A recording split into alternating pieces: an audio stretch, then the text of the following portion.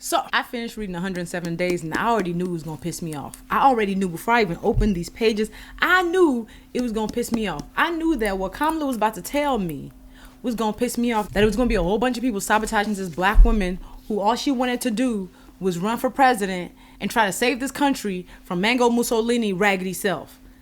And that's exactly what happened here. But before I even get to that, I just want to say that this book is phenomenal. The heart that she used to write it, the vulnerability, the honesty, knowing that she was putting herself on the line, knowing that people would not like it, the people who are in this would not like it, that the establishment would not like it, she still did it because I think she realized the importance of not being silenced. After doing everything she could to follow their rules, after doing everything she could to toe the line, after doing everything she could to win this election that was the highest stakes election of our country's history. She did everything she could and they still did not give her full support. This country still showed itself to be a raggedy ass place and the Democrats still showed themselves to be spineless. And in spite of all of that, she lost by a whisper. Like the fact that in everything that was set up against her, she was not blown out and that she actually almost won and probably did win and was cheated out of it is no small feat. So I read this in 2 days. Like I could not put it down. The first day I got it, I said, I'm not going to touch it. I touched it. I was up till 2 a.m. And then the second day, I had to finish it. And I was up till 2 a.m. trying to finish it. So worth all the time. So first I want to talk about the ways people try to humble black women, even when we are the most qualified ever, even when we try to play some of the game, and especially when we understand our power. The ways they tried to humble her, like, it blew me. And low-key, I'm mad at Joe Biden. I am. One thing I appreciate about her is she tried not to throw Joe under the bus. Like, even when she talked about the moments when Joe didn't do what he was supposed to do, or maybe right before the debate, he called her to be like, oh, these rich people don't like you and they're trying to sabotage. Why you calling her with that right before this debate with Habanero Hitler? Why would you do that, Joe? In spite of that, she still spoke of him so highly and respectfully. And I know that them white men gonna get mad. In spite of the fact that she still tried to protect Joe, even though Joe really should have dropped out months before. Sir, you weren't gonna do this again. Had he even given her 2 more months, she might have actually won this. Again, what is winning when you have Elon cheating? What is it? She don't even mention Elon cheating, but we already know the vibes. We know the vibes, okay? The way Joe's team tried to sabotage her, even when Joe wasn't watching, his team was not down for her in the way they should have been. That was a mistake. And one of the things that she talked about that might have cost her some points was the fact that she didn't separate herself from Joe clearly enough and fast enough. And when she was finally told, hey, people ain't messing with Joe, which Joe Biden actually was an amazing president. His faults included, amazing president. America loves narratives that are not true. So, I mean, look at my girl. Okay. Day 107, when she was about to find out that he is stepping down. One of the other things that I loved about this is how she invoked so many names of people who were on her side. You know, people who worked with her, people who were important to her campaign.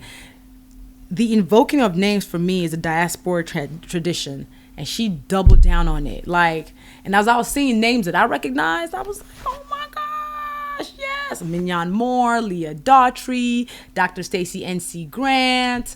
Like, she spoke about black women so highly in this. She talked about being a black woman during that treacherous time. I mean, every time it's treacherous to be a black woman, but we still gonna be black. We still gonna be dope. We still gonna love it.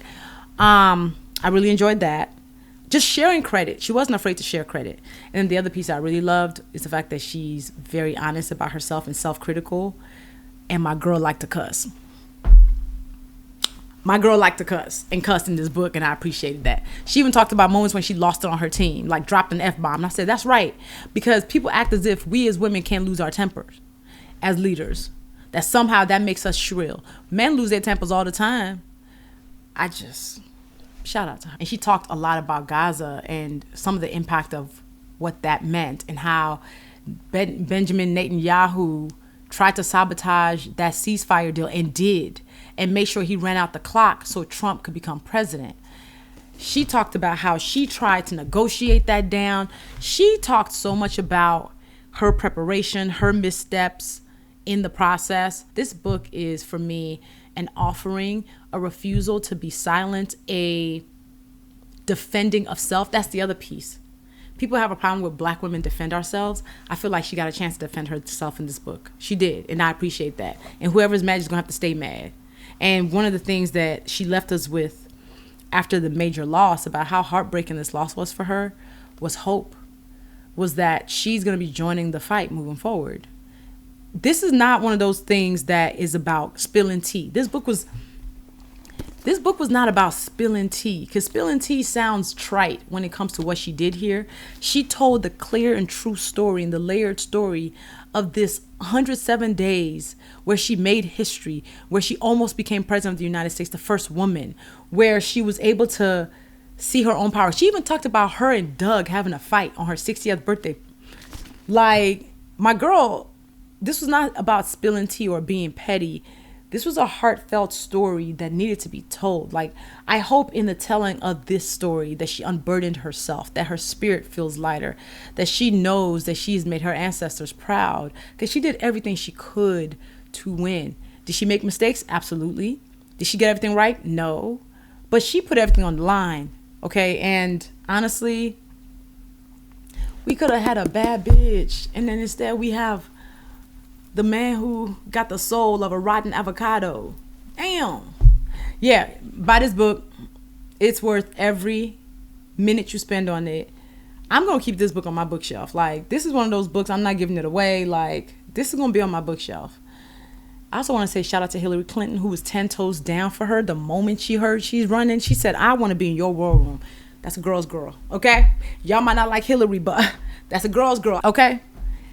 Long story short, Kamala Harris, thank you. Thank you for this book. Thank you for refusing to be silenced. Thank you for the courage of standing up against the bullies in our government. Thank you for daring to dream and daring to try in a country that is deeply broken, in a country that constantly steps on our necks and our heads, in a country that knows the power of Black women, so it does everything it can to keep us down, but we will not be down, okay? So here's the thing I say. If you want to put me in my place, put me at the top, because that's where Black women belong. If you want to put me in my place, put me at the top. So y'all grab this book, spend some time with it. Shout out to you, Kamala Harris. Thank you. Thank you. Thank you. 107 days.